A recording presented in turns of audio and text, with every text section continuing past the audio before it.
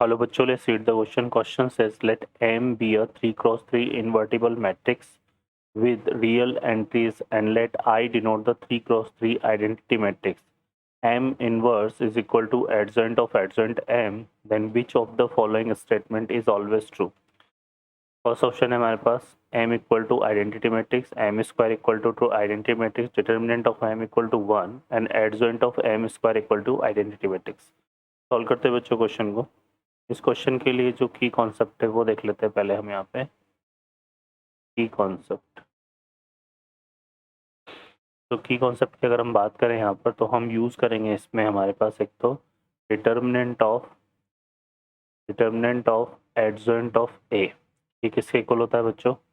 A raise to n minus one के equal. यहाँ पर जो एन है वो क्या है, किसको रिप्रेजेंट कर रहा है? ये ऑर्डर ऑफ मैट्रिक्स ए।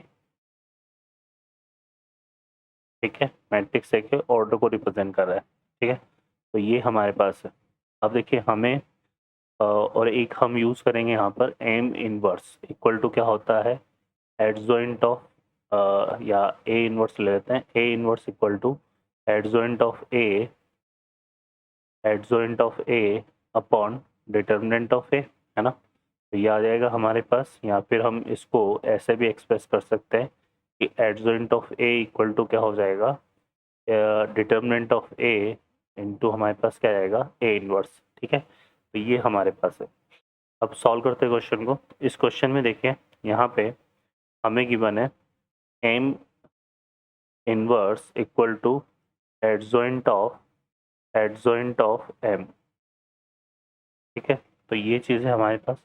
अब हम क्या करेंगे यहाँ पे, सबसे पहले हम इसकी बात करें यहाँ पर तो इसमें हम दोनों तरफ क्या ले लेते हैं? डिटर्मिनेंट ले लेते हैं। तो determinant of M inverse equal to determinant of adjoint of M, ये लिख देंगे यहाँ पे।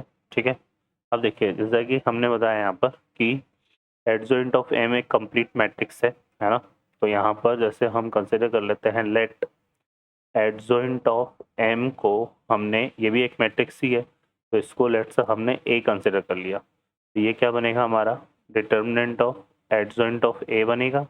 और ये हमारा कैसे डिफाइन होगा? ये हो जाएगा determinant of A all raise to. अब यहाँ पर देखो एम जो है वो क्या है? 3x3 का मैट्रिक्स है, इन्वर्टिबल मैट्रिक्स है 3x3 का। तो एन की वैल्यू कितनी हो जाएगी? अकॉर्डिंग टू की कॉन्सेप्ट 3 हो जाएगी। तो ये कितना आएगा? 3-1, क्योंकि एडजॉइंट ऑफ एम का ऑर्डर भी 3 होगा। तो ये आ जाएगा 3-1। तो यहाँ से कितना आ जाएगा? Determinant of A square. अब ए की वैल्यू को अगर मैं वापस पुट कर दूँ तो ये मेरे पास क्या बनेगा? ये बनेगा हमारे पास, यहाँ से अगर हम देखें तो फाइनली ये जो है mod determinant of M inverse is equal to हमारे पास क्या बनेगा? डिटर्मिनेंट ऑफ ए को वापस से पुट कर देते हैं एडजॉइंट एम, है ना। ठीक है, ये आ जाएगा हमारे पास और इसका क्या आ जाएगा? स्क्वायर। ठीक है, फिर से हम एडजॉइंट एम को क्या लिख सकते हैं यहाँ पे? इसको लिख सकते हैं determinant of M raise to कितना हो जाएगा? ये 2-1, तो 2 स्क्वायर और इसका फिर से स्क्वायर आ जाएगा। तो ये आ जाएगा M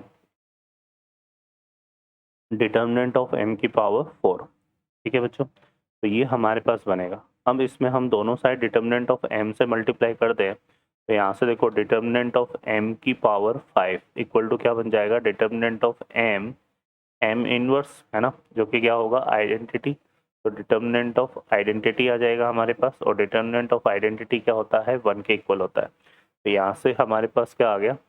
determinant of M raise to 5 equal to 1। तो implies that determinant of M हमारा किसके इक्वल आ जाएगा? 1 के इक्वल आ जाएगा। ठीक है बच्चों, क्लियर है?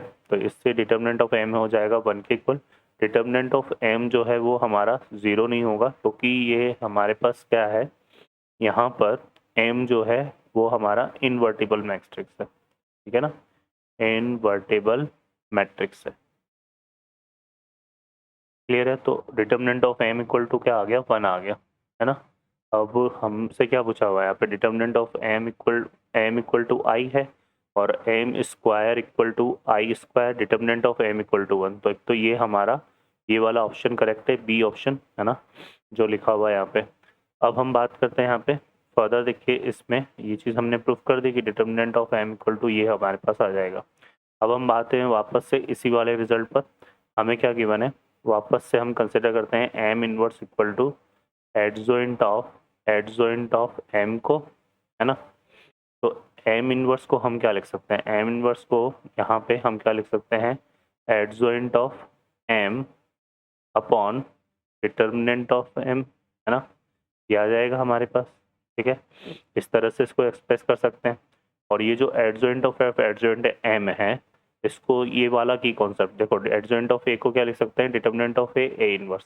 तो इसको हम क्या लिख रहे हैं यहाँ पे, डिटर्मिनेंट ऑफ a की जगह एडजॉइंट ऑफ m है हमारे पास, तो एडजॉइंट ऑफ m का determinant into adjoint of m का इनवर्स, ये आ जाएगा। अब इसमें दोनों साइड जो है, अगर हम एडजॉइंट ऑफ m से मल्टीप्लाई कर दें इसको यहाँ पे, है ना, यहाँ पे डिटर्मिनेंट ऑफ m आ जाएगा हमारे पास इक्वल टू, और इसको मल्टीप्लाई कर दे तो ये आ जाएगा adjoint of m equal to, ये हमारे पास क्या हो जाएगा, एडजॉइंट ऑफ m इनवर्स और इनटू यहाँ पे एडजॉइंट ऑफ m। अब adjoint of m inverse adjoint of m तो आइडेंटिटी मैट्रिक्स हो जाएगा हमारे पास, हो ना। तो ये बन जाएगा हमारे पास क्या, यहाँ से एडजॉइंट ऑफ m, ठीक है, का कितना क्या आ जाएगा, ये स्क्वायर और इक्वल टू, ये आइडेंटिटी हो जाएगा तो यहाँ से डिटर्मिनेंट ऑफ आ जाएगा एडजॉइंट ऑफ m, ठीक है, और ये बनेगा हमारे पास इनटू डिटर्मिनेंट ऑफ m, क्योंकि ये तो आइडेंटिटी है तो यहाँ पे i आ जाएगा इस तरह से। क्लियर है बच्चों। अब एडजॉइंट ऑफ m को हम क्या लिख सकते हैं, एडजॉइंट ऑफ m को हमने लिख सकते हैं कितना, m का स्क्वायर, क्योंकि हमने अभी देखा m⁻³ माइनस होना है क्योंकि m3 cos3 का मैट्रिक्स है, तो ये डिटर्मिनेंट ऑफ m स्क्वायर बनेगा और यहाँ पे इनटू डिटर्मिनेंट ऑफ m आ रहा है हमारे पास इनटू i, ठीक है। तो ये आ जाएगा हमारे पास क्या, यहाँ से अगर हम देखेंगे तो ये बन जाएगा adjoint of m square equal to determinant of m³ into i, ठीक है। अब हमें पता है कि डिटर्मिनेंट ऑफ m की वैल्यू यहाँ से हम देखो 1 के इक्वल है, तो यहाँ से क्या मिलेगा हमें, adjoint of m whole square equal to identity matrix, ठीक है। तो ये रिजल्ट हमारे पास आ जाएगा। क्लियर है। अब यहाँ से अगर हम देखें तो हमारे को देखो एडजॉइंट ऑफ x, ये तो ये वाला ऑप्शन भी हमारा करेक्ट हो जाएगा, ठीक है ना। तो ये चीज़ आ जाएगी हमारे पास। सेकंड हम बात करें अब इसी में फर्दर आ गए तो यहाँ पे ये जो एडजॉइंट ऑफ m है, इसको फिर से हम क्या ले सकते हैं, डिटर्मिनेंट ऑफ m इनटू क्या आएगा, ये m इनवर्स का होल स्क्वायर और इक्वल टू आइडेंटिटी मैट्रिक्स है। तो यहाँ से ये क्या बनेगा, डिटर्मिनेंट ऑफ m स्क्वायर और यहाँ पे m इनवर्स का स्क्वायर आ जाएगा, m इनवर्स का square equal to identity matrix.